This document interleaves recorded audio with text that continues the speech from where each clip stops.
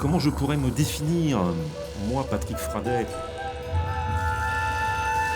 comme quelqu'un qui a peut-être pas un très grand talent, mais par contre qui a une persévérance dans ce qu'il a eu envie de faire.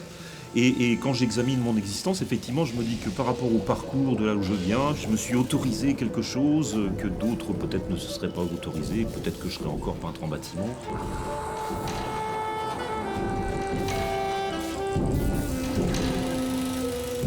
J'essaye de retrouver un geste musical et puis je dirige aussi, donc d'avoir un orchestre sous les doigts est absolument frissonnant et fabuleux.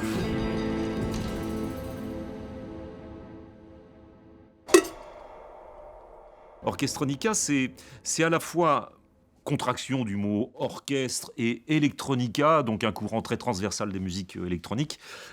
C'est à la fois un groupe, bien sûr, mais un concept. Le concept de base dans Orchestronica, c'est d'aller rassembler les outils, les nouveaux et les anciens outils. Robosonic, c'est croiser les langages. Croiser Croiser les langages. croiser les langages. Mélanger les regards.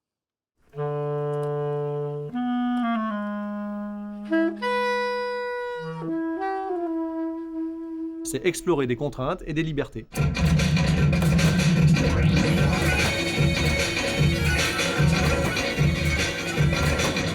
Provoquer une nouvelle approche du sensible.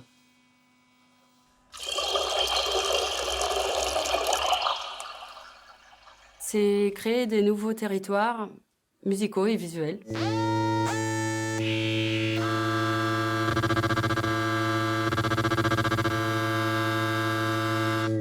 La possibilité d'explorer le geste musical.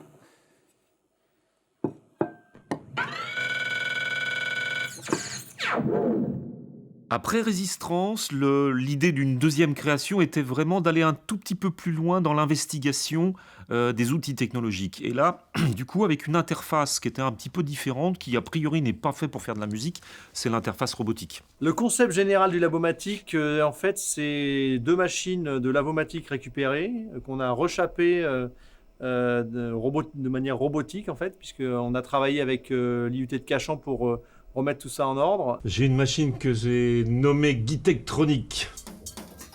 La guitare ne fait absolument pas de son de guitare, mais est là uniquement pour contrôler et piloter en temps réel toute cette machinerie. Quand j'ai rencontré Patrick et qu'il m'a demandé de faire partie du projet Robosonic, il m'a demandé qu'est-ce que je voulais faire comme dispositif. Et moi, j'avais très envie de travailler avec de l'eau et des composés liquides. De voir si c'était possible, vraiment, de maîtriser un fluide. Cette machine-là en particulier, Sonic Map, là, c'est de mettre des objets qui vont être reconnus par une caméra infrarouge qui va détecter la position de ces objets sur la table. Et chaque objet est relié à un générateur sonore ou à un effet qui va transformer le son. Là, en fait, je me retrouve avec une espèce de tourne-disque virtuel, de plateau de tourne-disque, et puis je peux scratcher avec le son.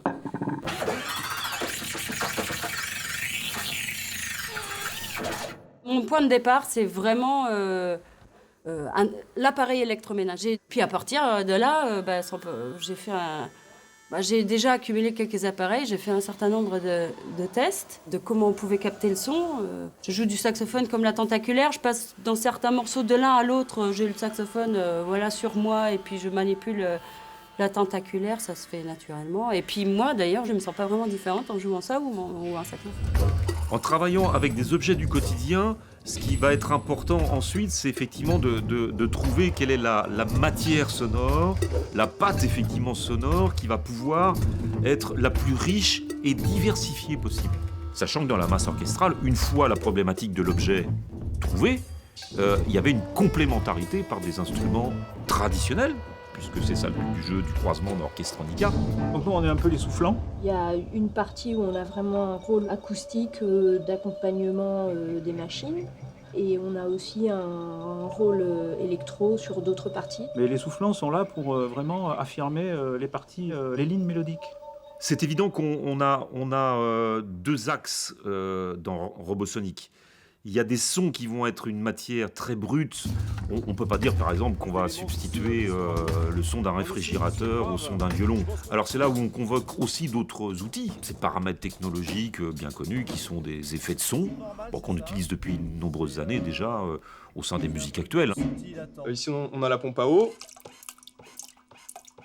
Là je commence à mettre du volume un peu. Là on a le son de l'eau. Le kick avant c'était ça, maintenant la caisse claire, maintenant c'est ça. Il y a une composante d'un Robosonic aussi qui est importante. Alors il y a la voix, C'est un la peu voix les humaine premiers chantée, mots. puis il y a la voix parlée aussi. Notre fonction dans ce grand bazar, ce serait de mettre de la chair, De l'humain. de voix et de l'humain. Est-ce que tu veux essayer de prendre quelque chose qui révèle ces contrastes? Un message politique dans Robosonic, il y en a certainement un, mais il est pas affirmé en tout cas, il n'est pas affirmé de manière forte et virulente. C'est plus un grand point d'interrogation sur le rapport que l'homme entretient aux machines. Nous sommes du vent. Quelque part, ce spectacle propose une espèce de magie du quotidien. Il y a forcément une notion politique, mais je dirais quand même une notion plus politico-artistique ou artistico-politique. J'ai fonctionné par ce que j'appelle donc des scénarios de jeu. Je laisse les choses de manière suffisamment ouverte pour qu'on puisse avoir la place à expérimenter et donc à improviser autour de ça. Après le scénario de jeu, la deuxième étape va être effectivement de se réunir, retravailler ensemble pour essayer de voir comment on va pouvoir, grâce à ces samples que j'ai préparés qui donnent une épure, des esquisses, comment on va pouvoir reproduire ça maintenant sur les machines. Ce son-là est super, là. Ce son-là est super. Alors une fois qu'on a mis en place le son, la recherche sonore, je rentre dans ce qu'on appelle un travail d'écriture plus traditionnel, qui est que je fais de l'arrangement, de la composition-arrangement, pour faire en sorte que les choses sonnent les unes avec les autres, en travaillant sur les techniques de composition pour n'importe quel autre orchestre musical. Si on laisse à un moment donné de côté donc tout ce qui est dispositif, on va se retrouver après dans des répétitions de sous-ensembles d'orchestres traditionnels. On découvre la partition, on essaye, on cherche, là t'es en place, t'es pas en place, on recommence, et puis à un moment donné tout est ok, et ça joue, voilà, ça doit jouer, et voilà.